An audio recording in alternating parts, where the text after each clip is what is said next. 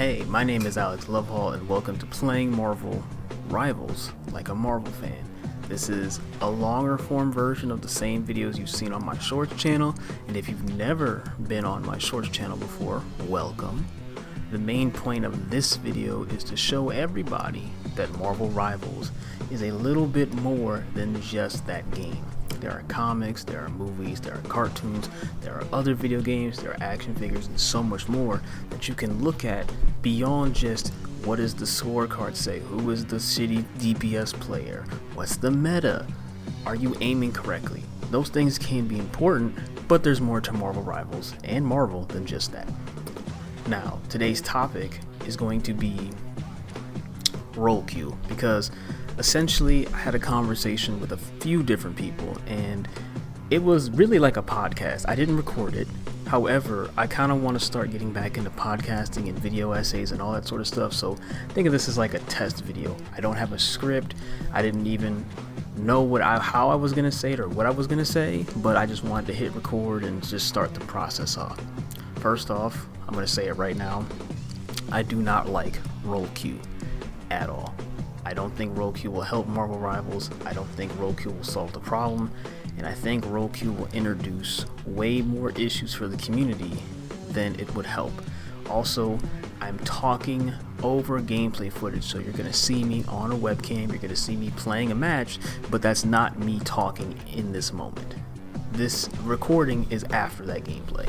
So the first reason why I think that role queue is not good is because the game is designed around swapping characters and characters being let's call them multi-class, right? So a character like Wolverine is a tank buster and he's a DPS. However, he has some kind of tanky elements to him. A character like Mr. Fantastic is a DPS who plays very similar to a tank. A character like Mantis can also be played damage wise, but is mainly listed as a healer. Ultron, same deal, right? Deadpool is now the newest character who can be played as all three, so on and so forth, right?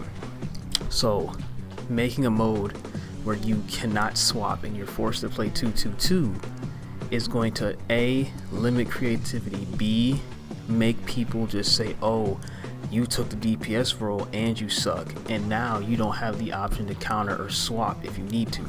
Nowadays, it's ego that, let's say I'm doing bad as Black Panther and they swapped to Thing and they were playing Namor before. In role queue, you wouldn't be able to do that. You would have to be stuck on DPS or stuck on tank. If I am playing bad on Deadpool, I could switch to any of the other roles that's unique to him. But if I was to play like Spider-Man, I'm doing bad, I could switch to healer or I could switch to to tank.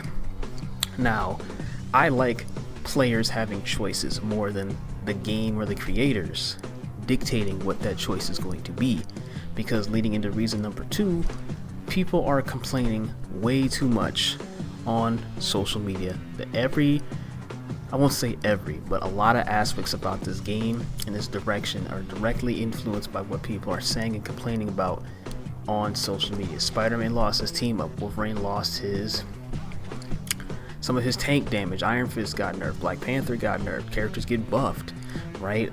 A lot of the supports got buffed because they were dying and then they wanted to be able to survive long fights, and now the supports got to get nerfed. Angela gets nerfed, it gets buffed. Daredevil just got nerfed, Blade gets buffed or nerfed.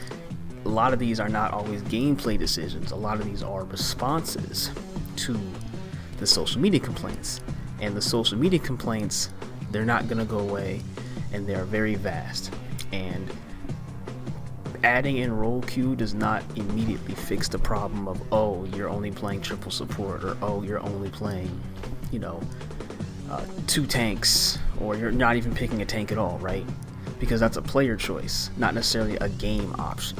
And if you do pick role queue, triple support is the meta because you can pick it, right? Now, if everybody was forced to play 2-2-2, people are going to find the best min-maxing. What is the most optimal team comp? What is the most optimal setup? What is the most optimal runs? And now you're going to complain about how that particular 2-2-2 meta is, rather than complaining about triple support. So you didn't necessarily get rid of the complaints, you just shifted where the complaints are going. Now, to those who do want role queue, I would say, do you really want it, or are you asking it to solve a problem, or are you asking it to shift the blame, right? Now, if you really do want to add role queue to the game, I highly suggest that you make it 2 options, right? Make an open queue and a role queue. However, in my opinion, that is just going to split the complaints off. So now you got people who want to play open queue, they don't go to role queue. You got people who want to play role queue, don't go to open queue. You got people who switch between the two, and then a lot of the complaints are either going to be the same or different. And I think that if they were to add role queue, how does that envelop the direction of the game? Is that going to be the new standard? So are people going to say this is the competitive standard and that's what characters are designed or developed for? Are characters going to be designed for open queue specifically, and role queue is like a little add-on? Do they even care about it anymore? You know what I mean? All these things need to be considered. And the third and final reason, besides just countering and besides just complaints on Twitter, is because I don't think that, I kind of alluded to it earlier, but letting the company or the creators directly dictate how you play the game in such a way is not very enjoyable, and it takes away some of the aspect of playing the characters that you want to play, right? I know that there's a discussion between casual and competitive, who was this game designed for, who was this game made in mind for, and that's a different video altogether. However, I would say that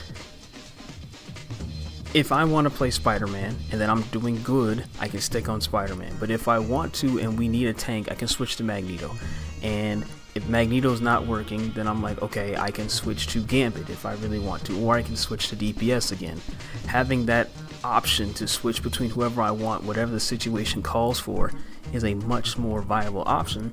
And recently, I'm a big Dragon Ball fan. If you've been on my channel, you know I've been playing Gekishin Squadra here and there because I can't really dedicate time to a bunch of live service games.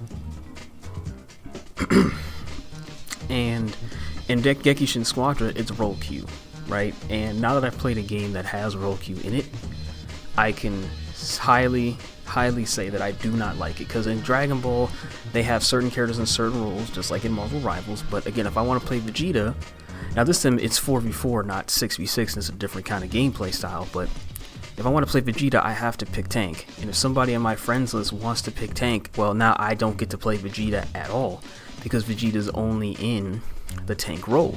And if I want to play Goku, and let's say somebody picks the Goku that I want, now hopefully I bought the other Goku, because I think DPS is the only one that has... Oh no, I lied. I don't remember what Daima Goku's in, but this is not a Dragon Ball video. The point is having to be locked into a certain rule, and if I'm doing bad on a certain rule, like if I'm picking Goku and I'm doing dog shit, now I can't switch to a tank or a healer, and now I'm just screwed. Or if, let's say I'm picking a healer and the healer I pick is not that fun, you can't even swap characters in Gekishin Squadra, so now you're stuck on that character, stuck on that role. If you're doing bad, people are going to judge you or do whatever, and that's just how life works, which is good and bad. And if you're doing great, well, cool, now you're stuck with that character, that mode the whole time.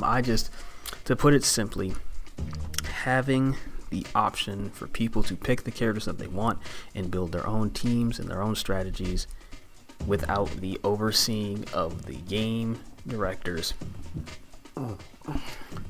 is best, especially when a lot of the reason people want role queue is because they want to force a certain team comp, and then when they optimize that team comp, the initial complaints of, oh, this sucks, oh, this is broken, oh, I'm losing, oh, this isn't fun, is not going to go anywhere.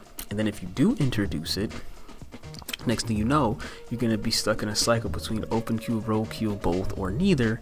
And I'm not sure if Marvel Rivals can handle that amount of splintering going forward. If they really chose to do